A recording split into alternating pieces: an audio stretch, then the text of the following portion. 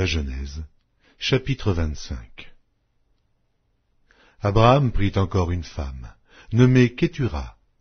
Elle lui enfanta Zimran, Jokshan, Médan, Madian, Gisbak et Shuach. Jokshan engendra Séba et Dedan. Les fils de Dedan furent les Ashurim, les Létushim et les Léumim. Les fils de Madian furent Épha, Épher, Enoch, Abida et Eldaa. Ce sont là tous les fils de Kétura. Abraham donna tous ses biens à Isaac. Il fit des dons aux fils de ses concubines et, tandis qu'il vivait encore, il les envoya loin de son fils Isaac, du côté de l'Orient, dans le pays d'Orient. Voici les jours des années de la vie d'Abraham. Il vécut 175 ans.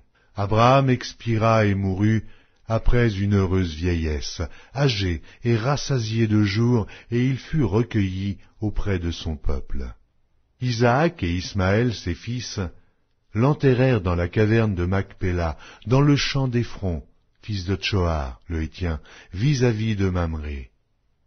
C'est le champ qu'Abraham avait acquis des fils de Heth, et là furent enterrés Abraham et Sarah sa femme. Après la mort d'Abraham, Dieu bénit Isaac, son fils. Il habitait près du puits de Lachaïroï. Voici la postérité d'Ismaël, fils d'Abraham, qu'Agar l'Égyptienne, servante de Sarah, avait enfanté à Abraham. Voici les noms des fils d'Ismaël par leurs noms, selon leur génération. Nébajot, premier-né d'Ismaël, Kédar, Abdéel, Mipsam, Mishma, Duma, Massa, Hadad, Théma, Jétur, Naphish et Kedma. Ce sont là les fils d'Ismaël, ce sont là leurs noms, selon leur parc et leur enclos. Ils furent les 12 chefs de leur peuple. Voici les années de la vie d'Ismaël, 137 ans. Il expira et mourut, et il fut recueilli auprès de son peuple. Ses fils habitèrent depuis Havila jusqu'à Chour, qui est en face de l'Égypte, en allant vers la Syrie. Il s'établit en présence de tous ses frères. Voici la postérité d'Isaac, fils d'Abraham. Abraham engendra Isaac. Isaac était âgé de 40 ans, quand il prit pour femme Rebecca, fille de Bethuel, l'araméen, de Padam Aram, et sœur de Laban, l'araméen. Isaac implora l'Éternel pour sa femme, car elle était stérile.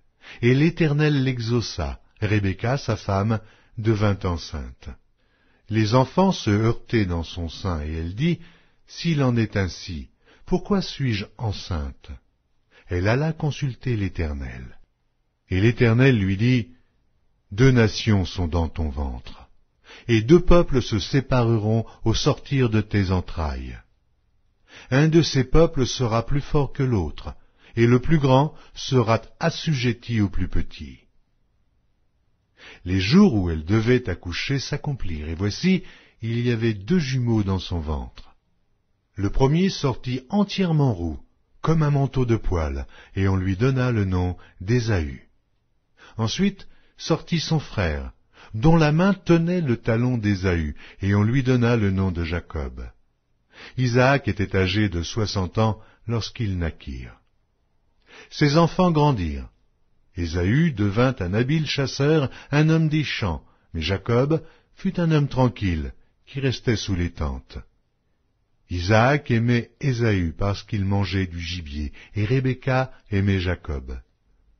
Comme Jacob faisait cuire un potage, Ésaü revint des champs accablé de fatigue. Et Ésaü dit à Jacob, « Laisse-moi, je te prie, manger de ce roux-là, car je suis fatigué. » C'est pour cela qu'on a donné à Ésaü le nom d'Édom.